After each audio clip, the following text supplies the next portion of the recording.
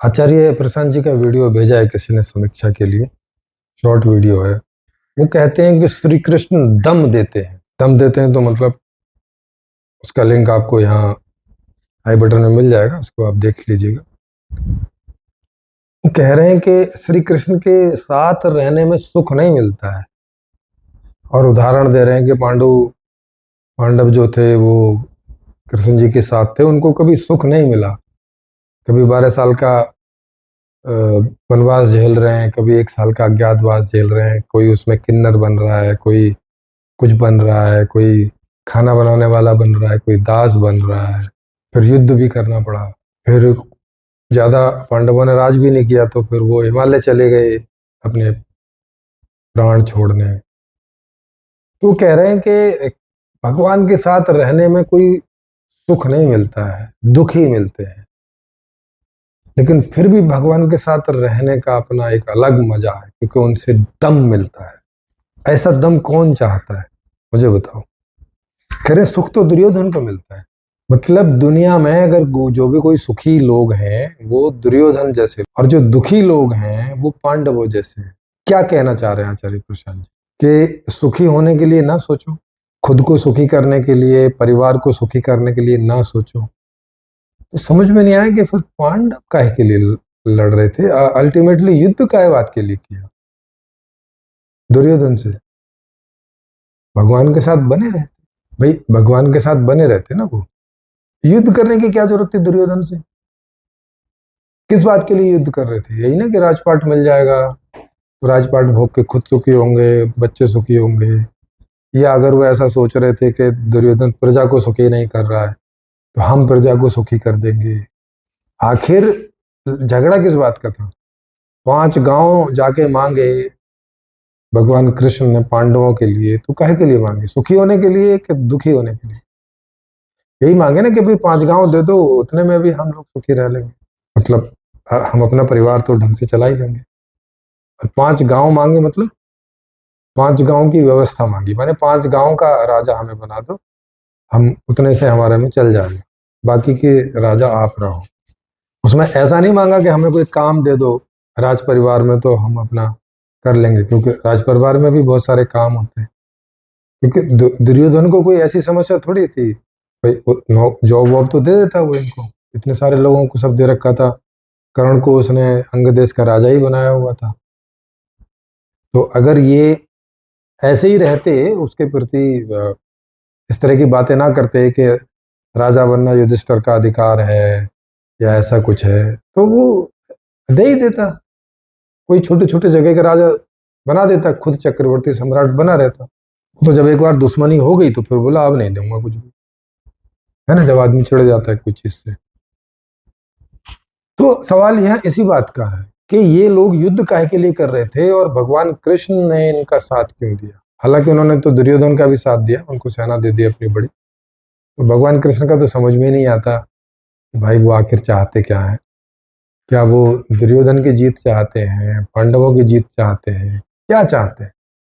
यह उनको क्लियर ही नहीं था कि पता नहीं कौन जीत जाए।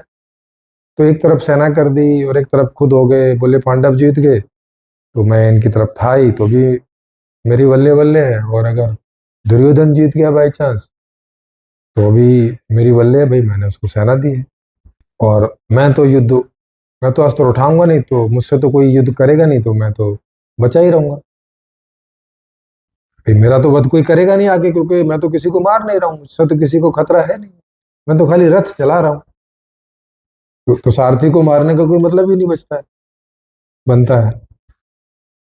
तो अगर इस तरह से देखें तो भगवान कृष्ण ने तो अपनी जान भी बचा ली, और दोनों तरफ कुछ हेल्प ऐसा करके, और दोनों के हितैषी भी बन के बोले कोई भी जीतो, मुझसे तो जो भी कोई राजा बनेगा यहाँ का, अगर दुर्योधन ही रहेगा तो भी और ये भी रहेगा तो भी, तो मेरे प्रति तो नरम ही रहेंगे।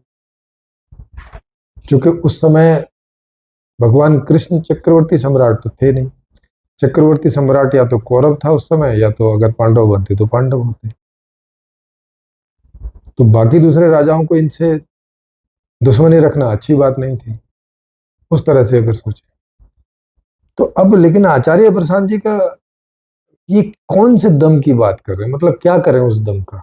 सोचिए जरा क्या करें उस दम का, जिसमें ना आप खुद खुश हैं, ना आपकी फैमिली खुश है, और ना आपकी प्रजा ही आपसे खुश है, अगर आप वहां के राजा हैं या होने वाले हैं।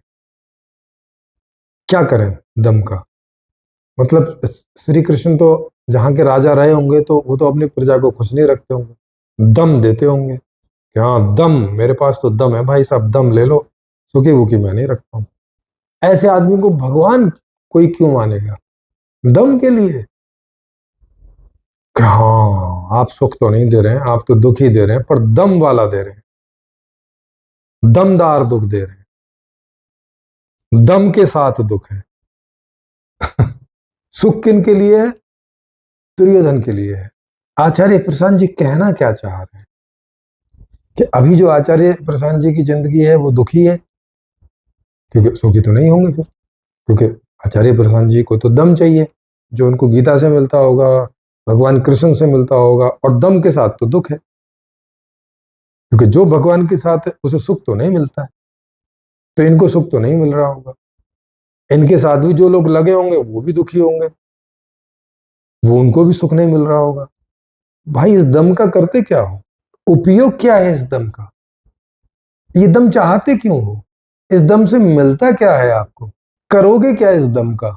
मतलब जिससे आप अपने बच्चों को, खुद को, परिवार को, समाज को सुखी नहीं कर सकते, इस तरह के दम का उपयोग क्या है जो दुख ही पैदा करता है? आई थिंक मैंने आपको काफी एक्सप्लेन कर दिया कि आचार्य प्रशांत जी किस विकृति की ओर जा रहे हैं, और जो उनके साथ लोग कोई भी वजह से लग गए हैं उनको किस ओर लेके जा रहे हैं। आप सोच लीजिए भाई, आपको वो दुखों की ओर लेके जा रहे हैं, दमदार दुखों की ओर लेके जा रहे हैं, दम वाले दुख की ओर लेके जा रहे हैं। चाहिए क्या? तो ही जाना उनके साथ। मतलब मुझे नहीं लगता कि भगवान कृष्ण सुख की ओर ले जाने की बात नहीं करते थे। वो शायद पांडवों को इसीलिए वहां का राजा बनाने की बात करते थे कि ये दुर्योधन की बजाय ज्यादा अच्छा शासन करें, ऐसी अपेक्षा में। मुझे नहीं लगता कि अगर दुर्योधन बढ़िया शासन कर रहा था युधिष्ठिर की अपेक्षा से, मतलब युधिष्ठिर की तुलना में, तो फिर भी अगर भगवान कृष्ण युधिष्ठिर को राजा बनाने में लगे थे तो फिर तो समझना पड़ेगा कि इनको भगवान कहा जाए कि क्या कहा जाए, है ना? सोचिए जरा, इस एंगल से सोचिए, अगर आप सोच सकें। खास तौर से जो लोग आचार्य प्रशांत जी को फॉलो कर रहे हैं या उनकी तरफ उनको सुनने का सोच रहे हैं या जो भी कर रहे हैं, वो इस दृष्टिकोण को ध्यान में रखें कि इस वीडियो में जो आचार्य प्रशांत जी बात कर रहे हैं उसका कोई उपयोग है जीवन के लिए? कोई भी उपयोग, कोई भी। भाई पांडवों ने दुख भी भुगता तो इस अपेक्षा में कि जब इस दुख से निकलेंगे तो सुख मिलेगा, सुख की ओर जाएंगे। 12 साल का अज्ञातवास इसीलिए भोगा कि जब ये अज्ञातवास ये वनवास पूरा हो जाएगा और 1 साल का अज्ञातवास पूरा हो जाएगा तो फिर से हम राजपाट पे चले जाएंगे। और वो गए भी मांगने, और उनको नहीं दिया। फिर 5 गांव भी मांगे, वो भी नहीं दिए।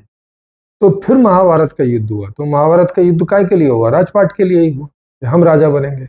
अब वहां दो ही दृष्टिकोण हो सकते हैं इनके, कि या तो ये खुद को सुखी बनाना चाहते होंगे अगर दुर्योधन अच्छा राजपाट कर रहा था तो, या फिर दुर्योधन अच्छा राजपाट नहीं कर रहा था तो खुद के साथ सुखी होने के अलावा जनता को और ज्यादा सुखी करना चाहते होंगे। सुख के अलावा क्या टारगेट हो सकता है जीवन का अपने लिए और औरों के लिए?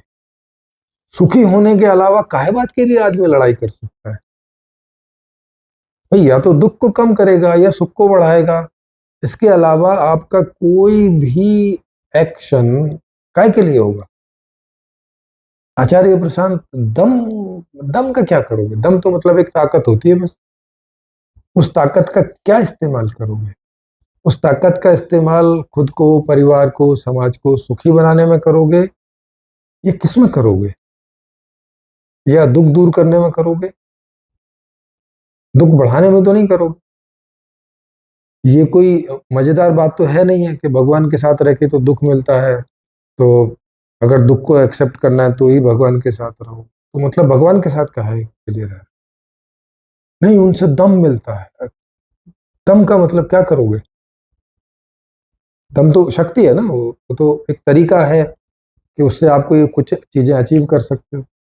लेकिन वो अचीवमेंट काहे के लिए करोगे? सुखी होने के लिए। तो आप देख सकते हो कि आचार्य प्रशांत जी बहुत कॉन्फ्लिक्टेड बात कर रहे हैं, बड़ी विरोधाभासी बात कर रहे हैं।